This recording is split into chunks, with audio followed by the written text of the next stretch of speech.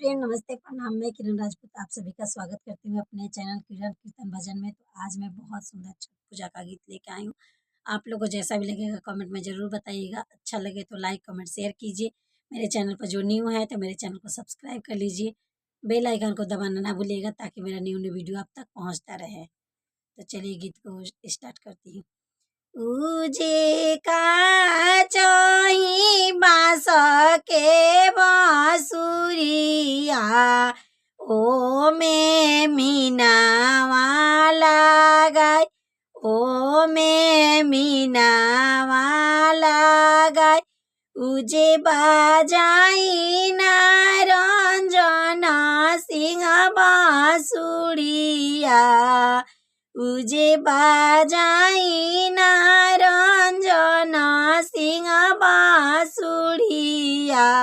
घाट करी गुलाजार, घाट करी गुलाजार। उजे पेनना किरण देई पियरिया, उजे पेनना किरण देई पियरिया। चल गदिया, चल गदिया। उजे का चही बाँस के बाँसुरिया, ओमे मीनावा लगाई, ओमे मीनावा लगाई।